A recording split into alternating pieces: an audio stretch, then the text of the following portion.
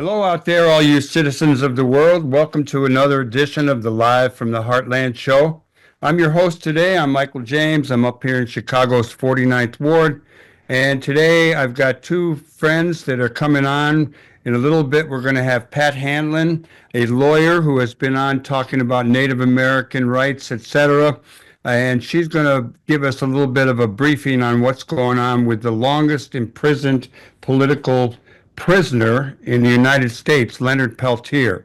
And with Biden pardoning his son and talking about pardoning others, we're bringing this up, and we hope that you will rally and contact people that Pat will tell us about and make a difference in what happens for the rest of Leonard's life. Our next guest after that will be another friend, Bob Lawson. We go way back to our days in Joint Community Union. He went on to work for the Hayden Senate campaign in California. He went on to work with the United Auto Workers, with AFSCME, a number of unions, and then he was part of Rising Up Angry. And we're going to talk about organizing, where we're at today and what needs to happen to make a difference. Before we bring on Pat Handlin, let me just say that I asked our producers to come up with a few little bit of tidbits, and I got a couple. One is, it is fascinating to see Chicago City Council members acting as a true deliberative body, a true strong council, weak mayor dynamic, as progressive and traditionalist alders pour through the mayor's tattered budget, seeking ways to lower or eliminate a property tax increase. Not winning the fair tax state issue a few years ago, along with the defeat of Bring Chicago Home, along with the legacy debt from prior mayors, it makes this a very difficult balancing act. So we have to see where that all goes, and we'll keep you up to date. And those of you who listened or watched last week's show, remember I voiced concern about Trump's pledge to send immigrants back to where they came from. And I pointed out that in the 30s, millions of Mexican Americans were sent back across the border. It's in the news, and Tom forwarded this to me. With the convicted felon's incoming Homeland Security pick in Chicago this week, and that would be a guy named Holman. He's the new border czar. With him in Chicago this week, he boasted about making the city ground zero in immigrant deportations, even families separations. Should we be restarting local self-help resistance groups to block the INS, that's the Immigration and Naturalization Service, part of the Justice Department, from raiding homes or workplaces? Will suggesting such on the air expose one to risk of retaliation by the new regime or even arrest for disobeying the law? There could be a reason why Illinois Democrats aren't engaging with the border czar Holman. They know he likes to fight. He is quoted as saying, "I read the paper every morning, and there are a lot of hit pieces on me," he said. "I love it because I get to live in their minds rent-free, and that's kind of cool." So, in response to that, the Illinois delegation, the Democratic Party delegation, is it ready to fight? Quote, Tom Homan, the next time you come to Illinois, it's a district, Illinois 3, I believe.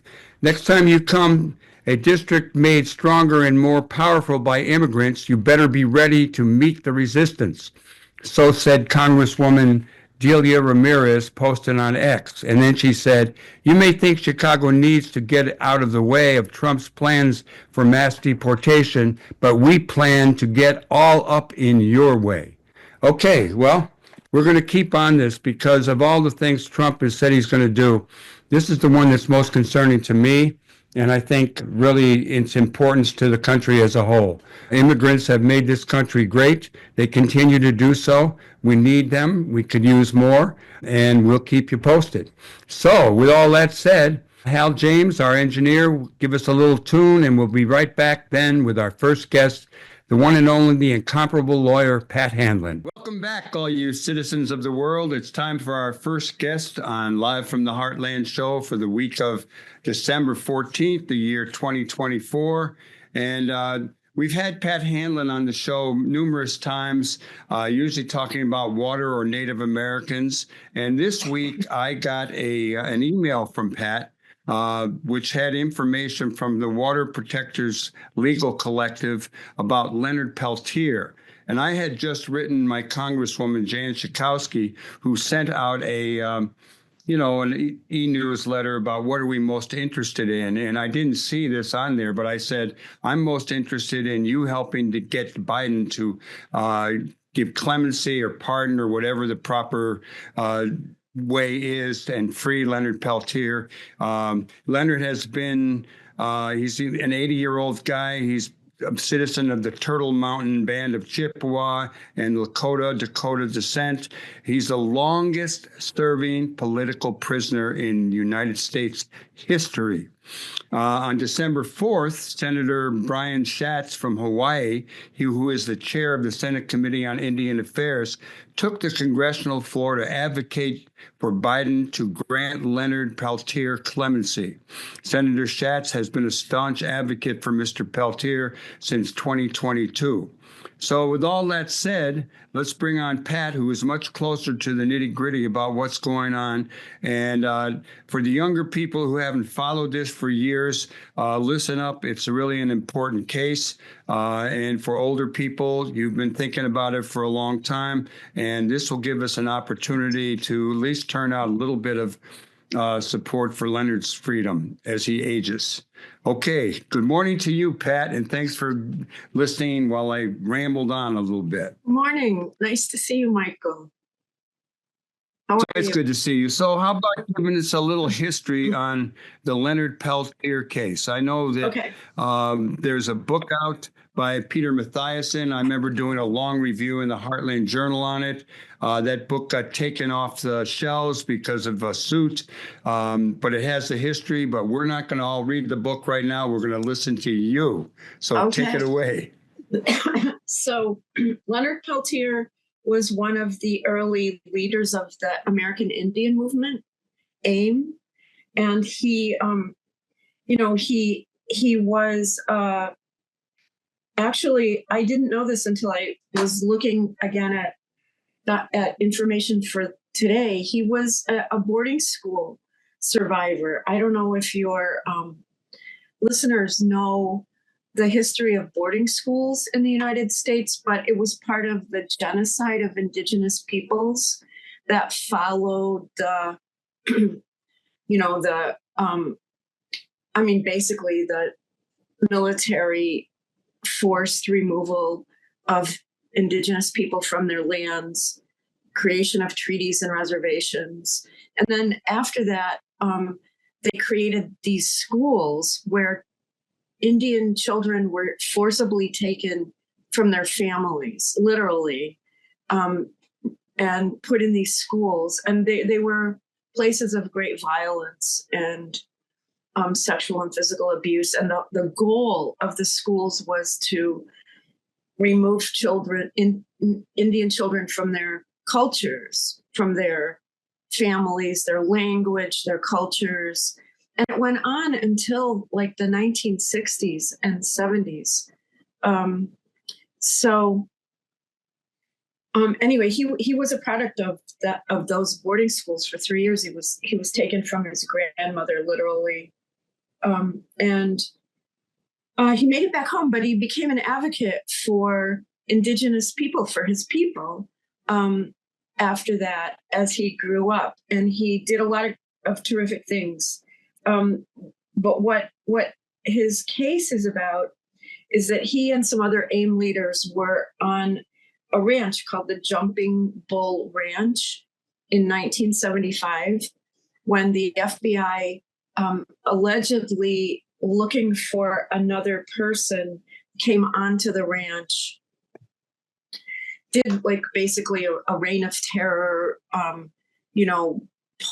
forcing themselves into people's homes, looking for this guy, and not Leonard. And ultimately there ended up being 2 agents ended up dead, shot. Other indigenous people ended up dead at that time also. But Leonard was charged with other people, 2 of whom went to trial before he did and were found not guilty. And then he went to trial having fled to Canada, and then he was extradited back. And he went to trial, and they really didn't have any direct evidence of his guilt of him. They argued that he shot the two FBI agents, but they didn't have any evidence, any direct evidence. They didn't have an eyewitness.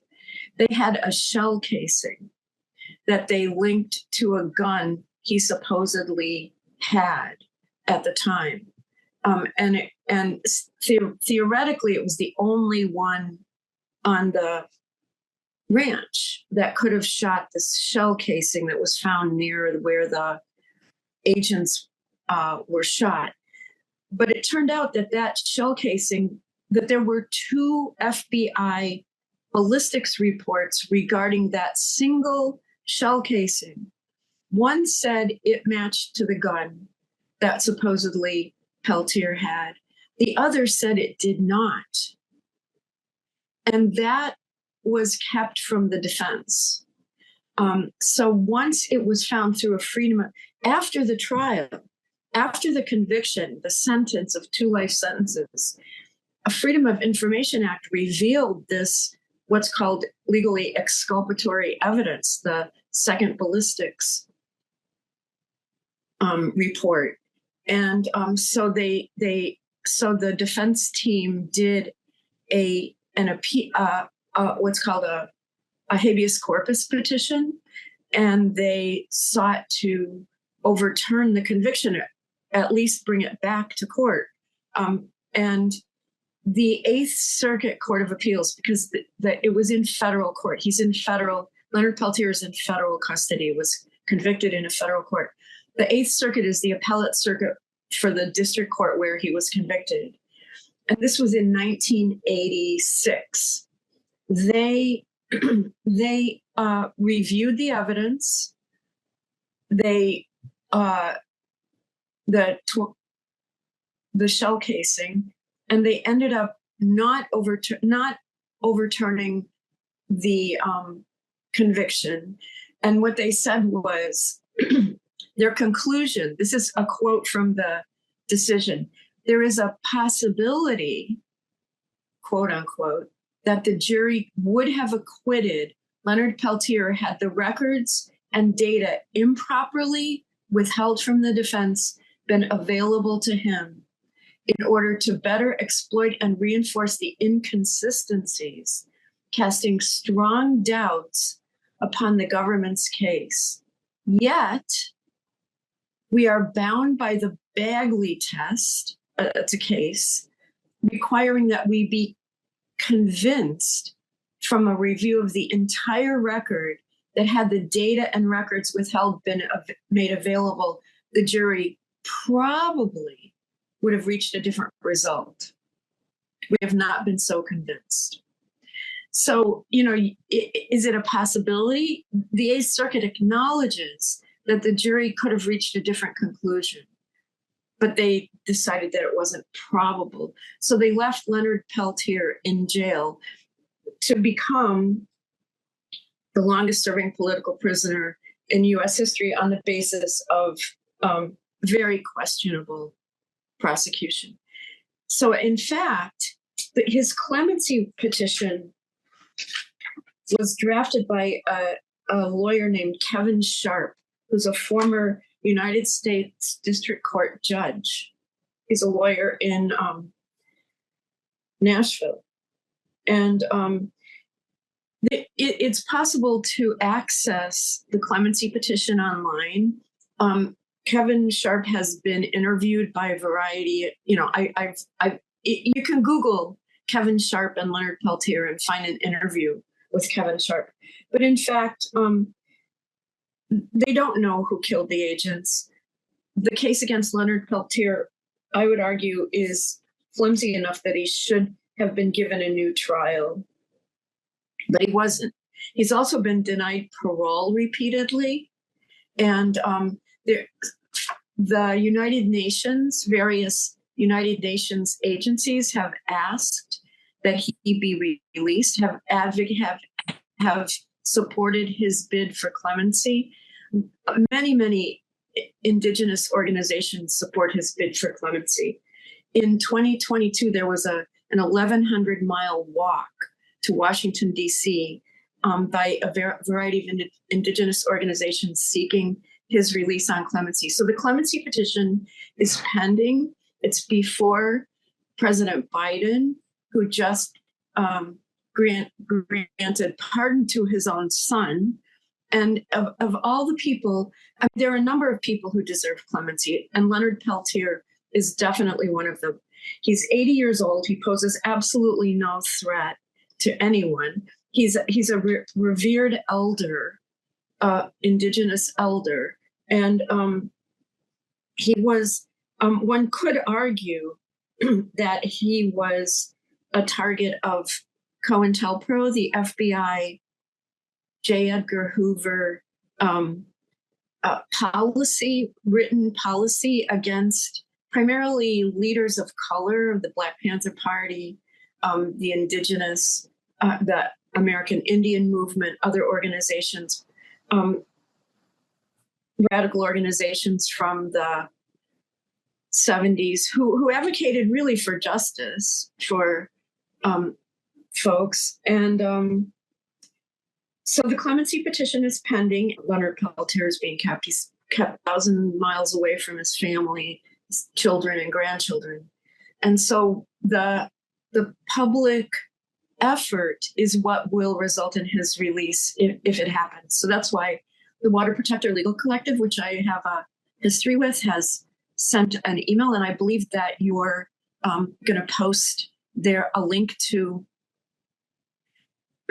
the email for President Biden and a phone number for folks to advocate for clemency for Leonard Peltier.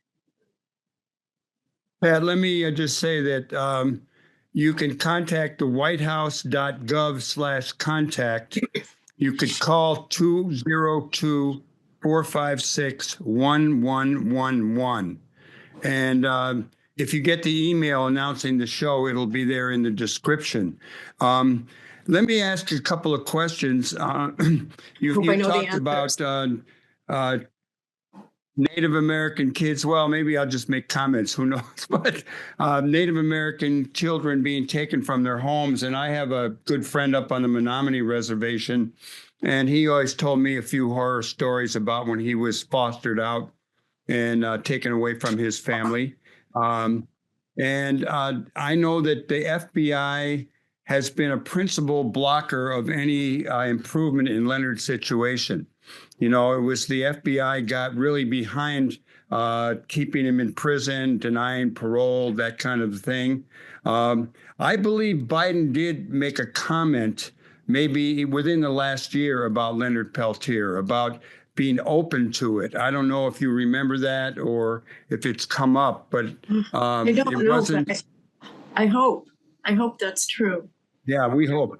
But if it is true, if he's open to it, then that means even more how important it is that people let him know, you know, that citizens of this nation let Biden know that we support clemency for Leonard Peltier. It's not a pardon, you know, it's a clemency, it's mercy. It's granting mercy to an 80-year-old man who spent more of his life in the penitentiary than he did as a free man, and an elderly, sick man who should be allowed. I mean, what are we spending our money for? Keeping him in the penitentiary? That's the right wing argument. But at the same time, he should be released, and it's up to us, in reality, to advocate. Yeah, I would encourage people to, if they can find the book, Peter Mathiassen's book on Leonard Peltier is a wonderful book. You can find a lot of information online. I think it is really important that we contact our Congress people. And in this case, probably the majority of our listeners are in Jan Schakowsky or nearby, congressional districts. And I do encourage everybody to really do what they can to bring this to attention again. Yeah. I don't know what's happening locally around here on the ground, but I know that nationally there are people who are trying to encourage people to turn out and support the clemency. Any Yeah. parting words, Pat? Yes. I mean, um, uh, Senator Schatz is not the only official who has supported clemency for Leonard Peltier. Bernie Sanders has too. And there are others who have supported clemency for Leonard Peltier. And if anyone, and I would encourage people to go to the Water Protector Legal Collective website if they want to learn more, because there are links on that website. Leonard Peltier, if you go to the political prisoner words at the top of the screen when you get to that website, there's more information about Leonard Peltier. There's information on the, about some of the UN joint statements regarding his clemency. Also, if anybody wants to read an article about the boarding schools, The Atlantic had an article by an Indigenous woman named Mary Annette Pember. That is a really good article. But for Leonard Peltier, I would encourage you to please contact President Biden and support clemency. Gentlemen. We know that the millions of people listening and watching our show are going to have heard this call. And I got to be careful what I say about calls to action. But if you want to be really good about supporting democracy and fairness, get on it. Pat Handlin, it's always great to see you in person or on the Zoom. And you too, it won't be long till we see you again. Thank you for doing what you do. I appreciate that. I get a lot of accolades on the show. I don't know how many people listen or watch, but we're going to play a little bit of a music, I believe, from a band called Exit, Crossing of Indian Tribes. And it's a band that back in the days of Rising Up Angry and Cooperative Energy Supply, we brought them to Chicago to do a benefit for Leonard Peltier. Oh, wow. And we also had John Trudell at the Heartland doing benefits for Leonard. So this is an ongoing issue that's close to our hearts and our minds.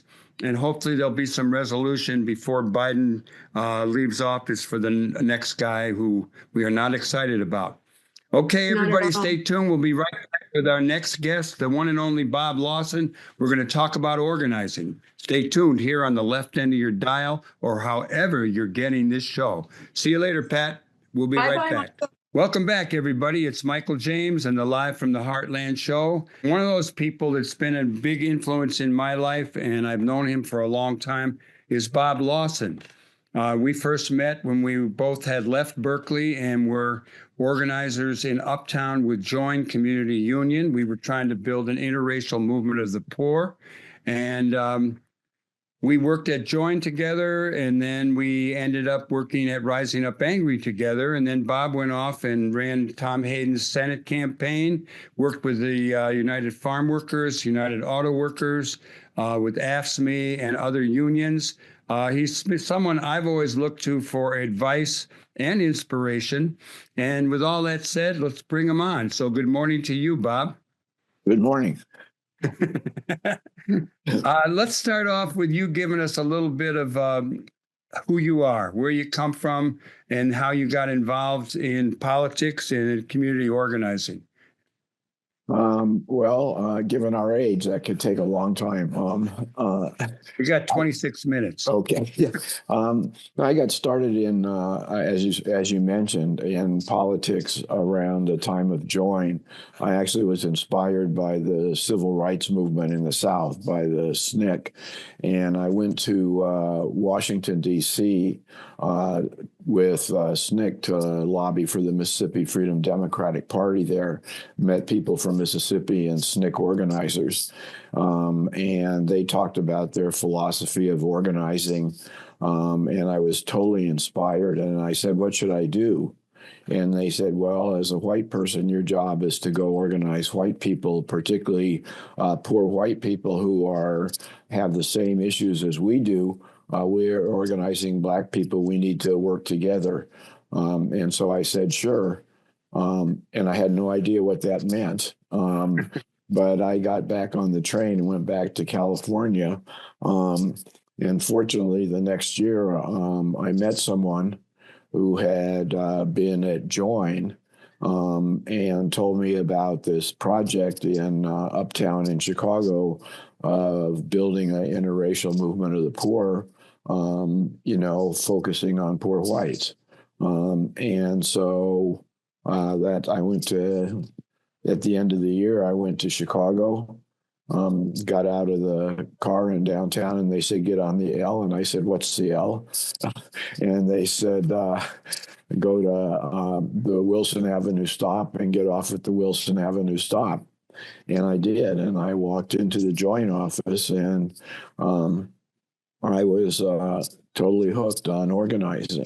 That I knew nothing about Southern white culture. I knew nothing about Chicago. It was a tremendous learning experience. And it made me realize that we can actually make change, significant change in people's lives, both in terms of improving their housing conditions, what they did, the welfare rights, and also helping people have meaning in their life and feel good working together. And part of the job of an organizer is to work with people that you would never probably run across, but around a shared set of values. Getting together and working together makes you very close and is a wonderful personal experience besides being able to help improve people's lives. So that's sort of how I got hooked on organizing. And then it all went from there. Well, you always leave out the part I like best, that you were a linebacker on the Cal football team. But you don't always mention that much, but you went on to work with Rising Up Angry when we had started it, and you had gone off to Cincinnati to try to build an organization similar to Join there. And apparently that wasn't really working out. And we had started Rising Up Angry, and you and Diane Fager contacted us and talked about coming back to Chicago, and you did. And you emerged as one of the principal figures in Rising Up Angry until you left, and you went off to do other kinds of organizing. I think then it was the Tom Hayden for Senate campaign in California, but you worked with different unions. How about sharing with our listeners some of those experiences? Sure. Well, when I left Rising Up Angry in Chicago, it was primarily because I realized that we knew how to organize people. But we didn't know how to build a sustaining organization for power, and we didn't know how to fund it. And so I wanted to learn something. The other thing at the time which was about 1977, I believe. Is that right? Yeah. Oh, 75 or 76. Okay. Someplace around then. Yeah. 75 probably. Yeah. Is that those of us who are coming out of the quote unquote new left had actually convinced the majority of the people in the country that the war in Vietnam was wrong and that there had been some movement on civil rights, et cetera.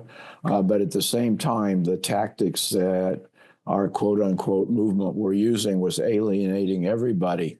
And so I thought the idea of figuring out how to run for electoral office, which Tom Hayden was trying to do, he was running as an anti-war candidate and also an economic Democrat running for economic democracy. And so I wanted to learn about that. And fortunately, I was able to get involved in that campaign, and I was the statewide labor coordinator. I knew nothing about the labor movement, but because I had experience organizing poor and working class white people in Chicago, they felt I'd be a good fit for the job. So I had to learn really, really quickly about the labor movement and some about electoral politics. And in that campaign, the United Farm Workers were one of the organizations that endorsed Tom Hayden for the U.S. Senate, as was a fledgling American Federation of Teachers, which at the time public employees were organizing for the first time. And I met a lot of really interesting people and saw a huge potential in the labor movement because it was self-funded. It was bringing people together from all different backgrounds.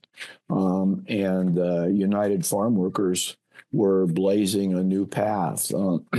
When the National Labor Relations Act was passed, farm workers and domestic workers were excluded, primarily because at the time they were African Americans, and this was, a concession to the South. But anyway, in California, the farm workers were working to pass a new state law giving farm workers collective bargaining rights. And so after the Hayden campaign, which he didn't win, but he did go on to build a grassroots organization in California. I was not part of that, but the campaign laid the groundwork for that. But I went to work organizing for the United Farm Workers. And I learned firsthand about organizing workers. And it was a very exciting time because the law had just passed. Workers had newfound rights. And we were able to take many of the organizing techniques that were developed first in the United Auto Workers and then by a guy named Fred Ross in California that really helped develop strong organization at the grassroots level. And we won a lot of campaigns, and I learned a lot about organizing there and saw the real potential of the labor movement and the labor movement for building a interracial movement of the poor, which poor and working class. And so eventually I came back to Chicago, and thanks in large part to Heather Booth and Paul Booth, I ended up at working for AFSCME. I went to work for AFSCME, the American Federation of State, County, and Municipal Employees, right after Jane Byrne got elected mayor, because she said she was going to give public employees collective bargaining, which she didn't do. But I stayed with AFSCME for a few years, and when Harold Washington was running for mayor, that he said he was going to give public employees collective bargaining. So I was fortunate to get assigned to work on his campaign. And I was the North and Northwest Side precinct coordinator for the Harold Washington campaign. And after he won the campaign, we organized the city employees, the county employees, thousands and thousands of public employees in Illinois to build an organization and win collective bargaining rights, which was another really exciting time, and was able to, in a deeply racially polarized time, build a multiracial organization around shared values and shared interests. So sort of went on from there after really quickly. After that, for a while, I went out to California. A fellow who I met in the United Farm Workers named Marshall Gans was starting an organization in California called the Organizing Institute, which was to train a new generation of organizers. And so I went out to work with him. And through that experience, for some reason, I got recruited to the Democratic Party in 1988. And I was the field director for the California Democratic Party. And the reason I took the job is because they committed to spending a huge amount of money in hiring thousands of organizers around the state who would try to build a grassroots organization in California for the first time. And unfortunately, the Democratic nominee for president wasn't much of an inspirational guy. It was Dukakis, but we were able to build a very strong precinct leader organization.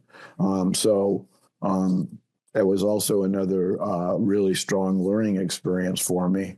And we could still apply the organizing tactics, because what we were doing was we were trying to build precinct leaders in communities, particularly poor communities and places where there was no infrastructure for Democrats.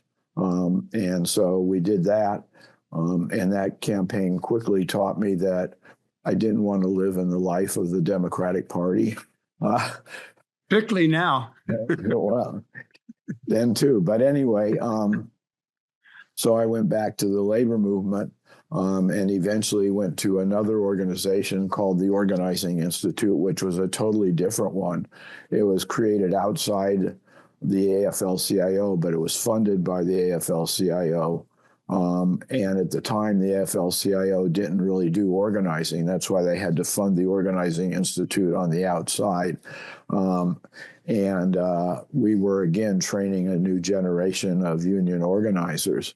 And when John Sweeney was elected president of the AFL-CIO, around a platform of including organizing, they brought the Organizing Institute inside the AFL-CIO.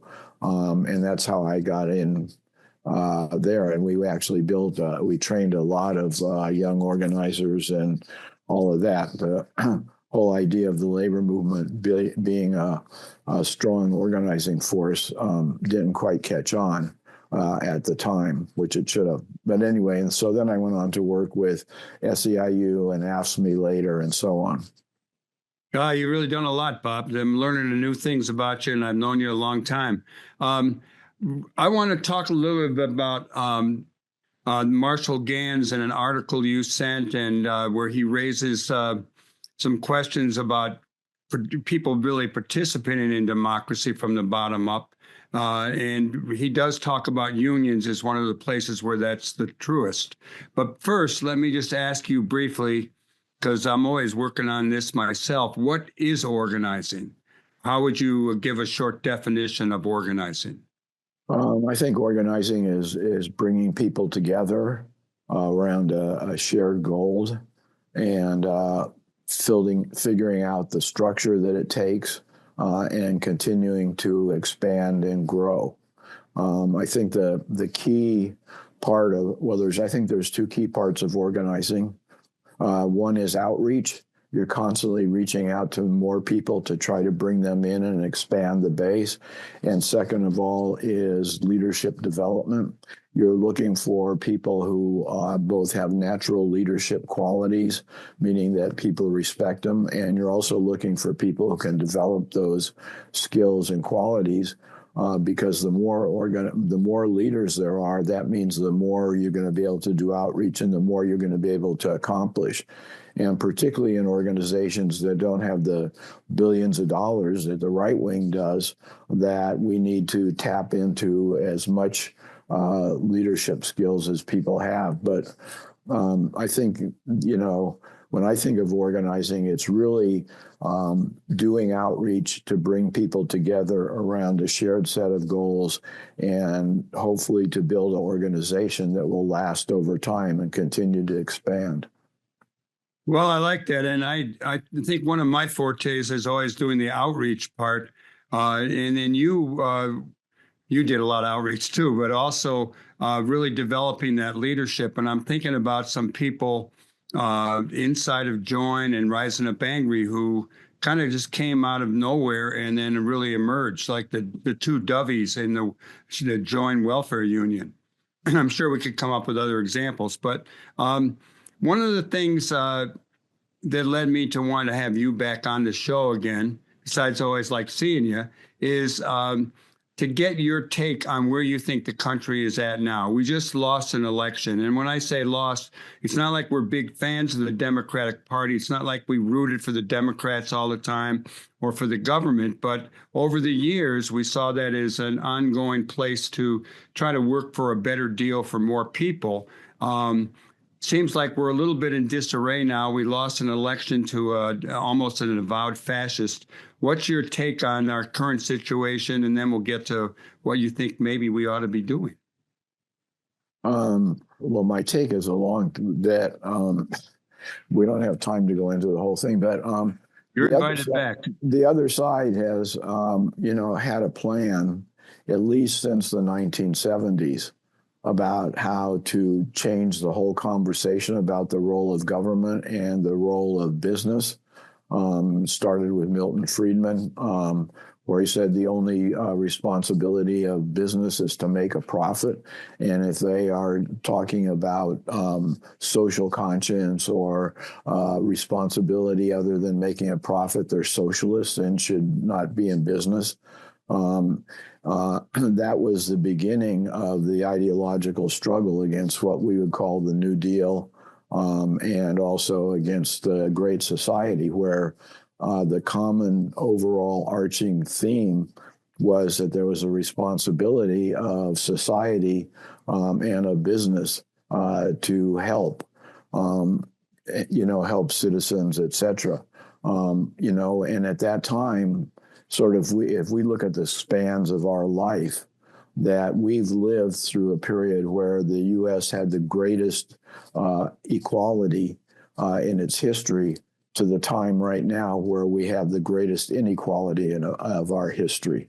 And that's because the other side has worked consciously over the years, not just to win elections, but to change the role of government, to change the ideological structure in the country, and to create and recruit people to fill all the roles of governing in society. And so I think filling in the infrastructure of the Trump administration is just the next step in their decided role to privatize almost all government services and ensure that the wealthiest have all the power and money.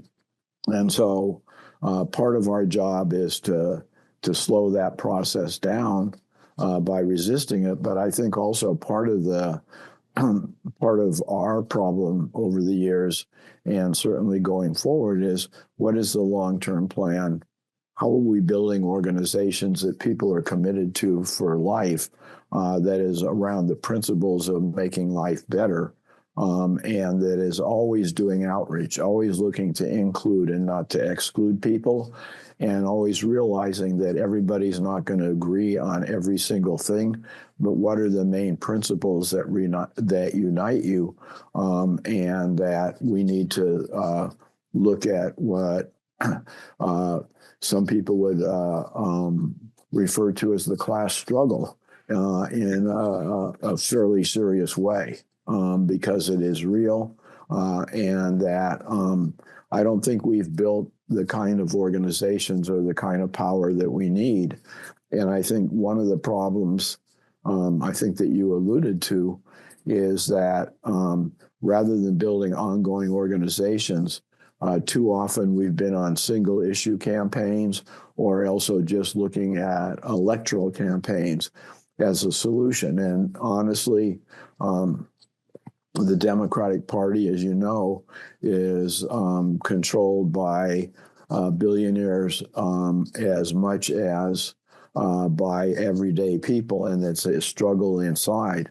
But I think our job is to continue to resist, and to resist by building organizations and by figuring out how to unify people around all the time.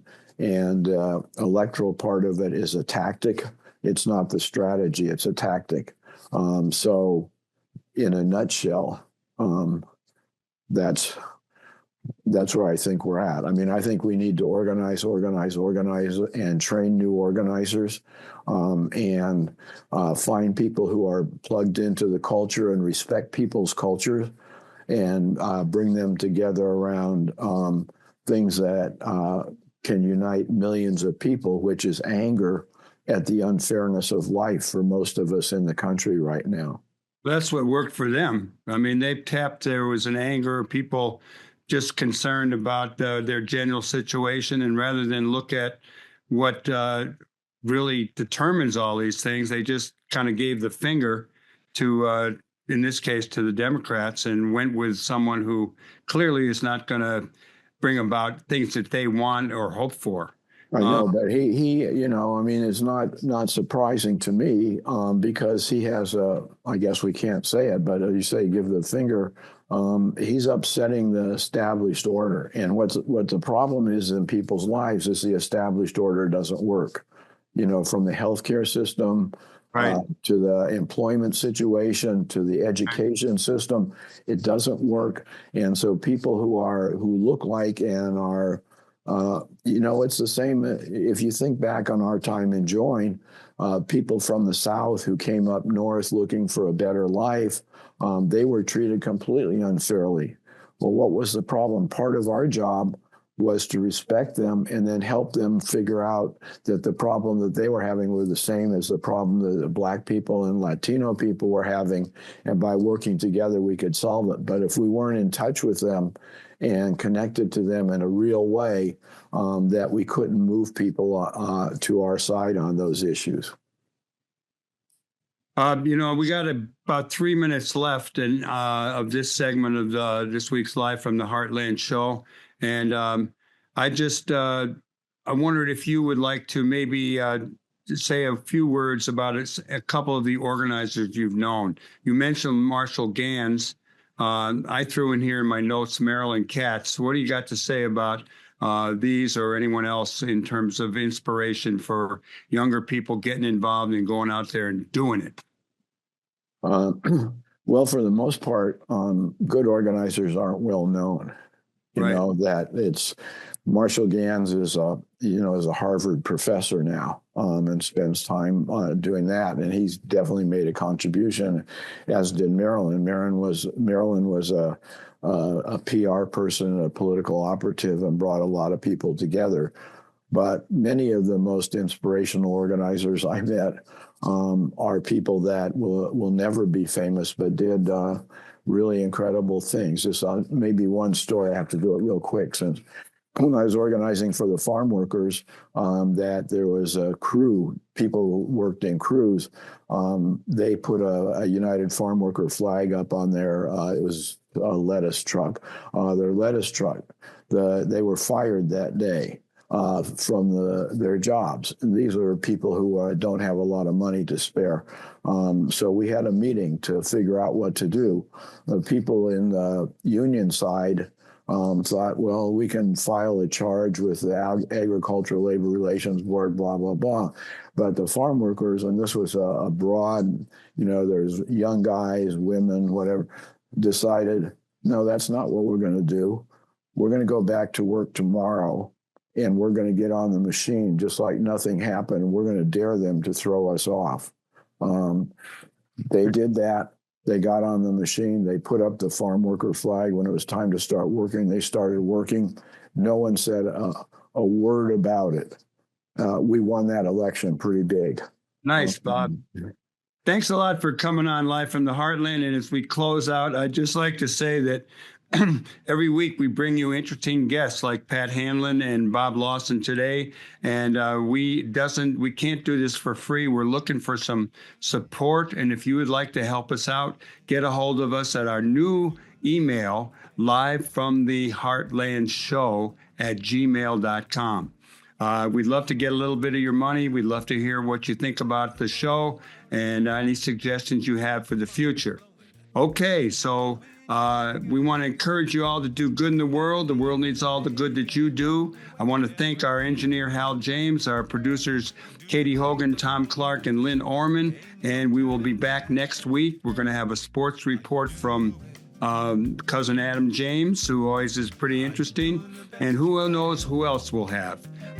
We'll be back, though, so do good in the world. The world needs all the good that you do, that I do, that Bob does, the rest of us do. All power to the people. Over and out.